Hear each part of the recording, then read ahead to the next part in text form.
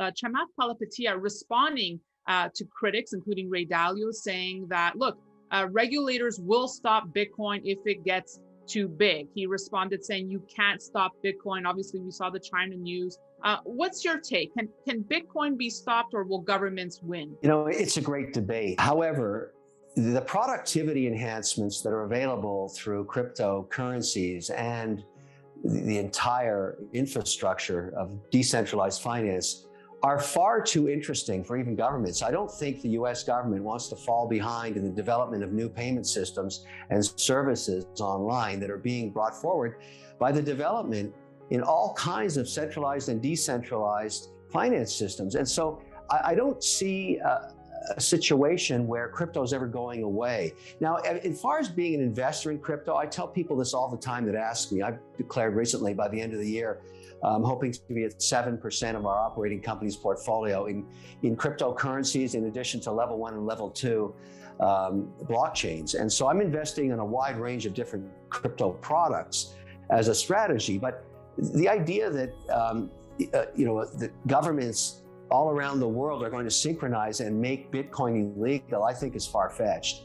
And the best way to look at it if you're an investor is either you believe in decentralized finance and you believe in centralized finance and you believe in Bitcoin and Ethereum and blockchains, or you don't. If you don't, stay in gold as a hedge. And if you do, tip into it. I'm suggesting everybody has their own risk tolerance, and I must say the crypto space is very volatile, that's obvious, but I'm now going to be at 7% hopefully by year end. So I'm a believer in it, I'm an investor in it. I put many bets out with different companies now that are developing products in these areas, and I'm pretty comfortable with where I sit. So I'm happy to listen to anybody, but I'm sorry, I don't agree if the answer is you have zero exposure to crypto. Right, 7% crypto. What is that? What percentage is in gold? You had some in gold before. Yeah, I have 5% in gold. Okay. So crypto for the first time is more than gold for me. And I'm going to keep my gold. Right. I see no reason not to sell it. But right. Crypto, it's not just betting on the price of Bitcoin anymore. There's so many other ways to invest, particularly in blockchain opportunities. Solana, Ethereum, there's so many different level 1s. And then, of course, level 2s, the derivatives that are put on top of Ethereum and Solana and all the others. So I've really become a student of what's going on there. I think there's many markets where, for example, NFTs are going to be growing very quickly. I just see a lot of investment opportunity, and I'm going to be an investor in that space. Well, let's talk about that now, because you have taken a big bet in DeFi and NFTs as well. Let's start with DeFi. I mean, your colleague, Mark Cuban, has also said, look, this is going to be the biggest disruptor to banks. Do you agree with that? I do. I see lots of use cases for decentralized and centralized finance. And I'll give you an example of one that I think is ripe for disrupting. The currency markets and currency trading are the largest markets in the world. Trillions of dollars every week are exchanged between different currencies for many different reasons. And every time you do that, you get clipped for 2, 3, 4, 5, 6 basis points. So if I want to buy a Swiss stock trading on Zurich, I have US dollars, I have got to convert my USD into Swiss francs and then buy the position. When I sell it, I got to do the thing in reverse. And I pay a lot of fees and there's a lot of friction. If we had an agreement in a payment system between the two regulators in Switzerland or Euro or British pounds or Singapore or Asia, we could pay in one single currency or payment system that could be provided by a very secure decentralized finance or a stable coin like a USDC or a DAI. And I would avoid all those fees. It would cut the fees by 90%. And I think the pressure to do that will continue to grow now that we have the technology in ledger-based blockchains where we can actually track these trades in perpetuity. And so, yes, I believe there'll be disruption. Yes, I think a lot of currency traders are going to lose their jobs over the next few years. And I think that's a good thing. It makes the whole system better, faster, more transparent, more secure, and above all, much cheaper. Going back to Chamath, another point he brought up is that Bitcoin has officially replaced gold. Of course, he's going to say that. Do you agree? Has it officially replaced gold? No, nothing's going to replace gold. Gold's been tried and proven for 2,000 years. The Romans were hoarding it. I think what happens is gold will remain an asset class in portfolios like mine and others as a property. I mean, you can't stake gold. You can't lend gold. I mean, it's very difficult to do it. You have to pay for product services and storage. At the same time, with crypto, you have the opportunity to stake it or lend it and get some kind of appreciation of value through interest or whatever. So I think they're two different asset classes, but I hold them both. It's fun to see the press create, this controversy between gold and Bitcoin, if you want to use that one. It's irrelevant because they're completely different. And I think, from my perspective, having exposure to both is a good idea. So I've got gold and I've got Bitcoin. In fact, now crypto's bigger than my gold holdings, or cost. The news of the week here, Treasury Secretary Janet Yellen warning that the US government will run out of money by October 18th if something isn't done. She says failing to increase the debt limit would have catastrophic economic consequences. Kevin, are you buying this warning? Do you believe it?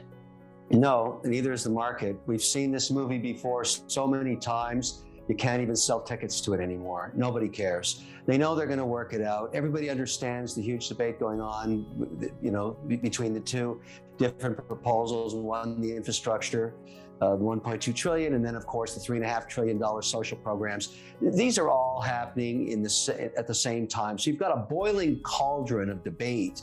And the market is sort of jaundiced to this kind of thing. They know a compromise will be worked out in every situation.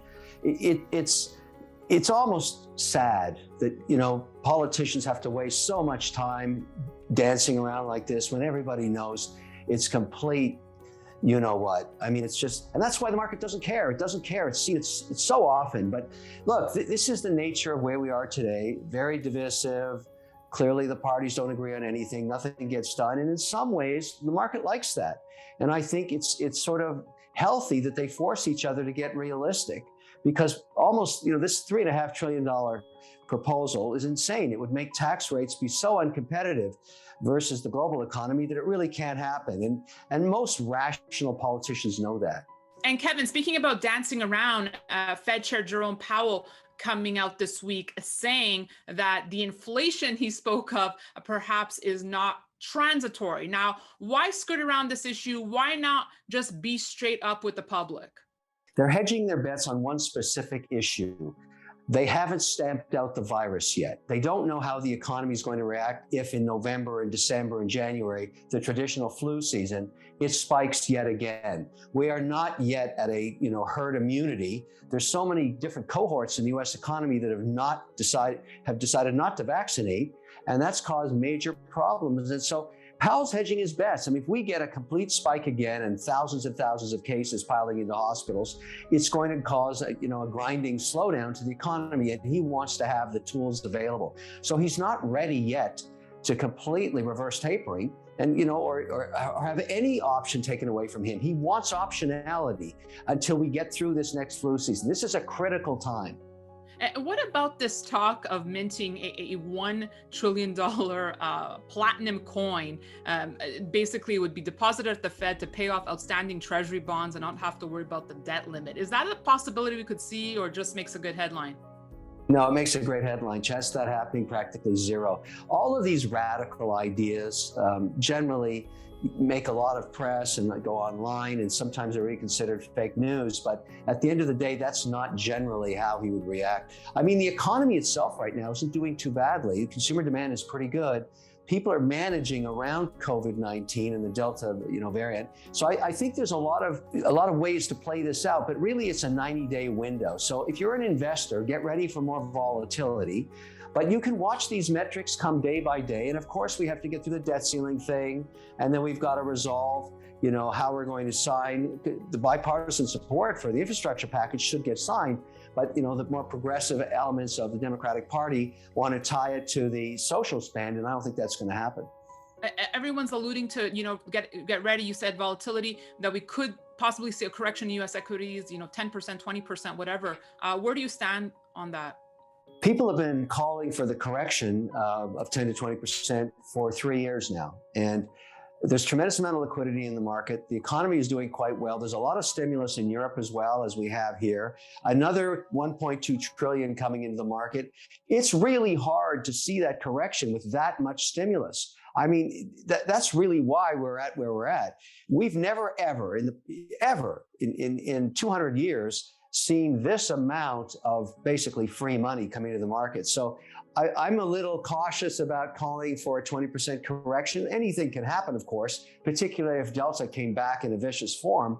But you've got too much stimulus, and trying to time the market and selling your equities because you think we're having a 20% correction is probably as dangerous, as shorting it. You just don't know what's going to happen next.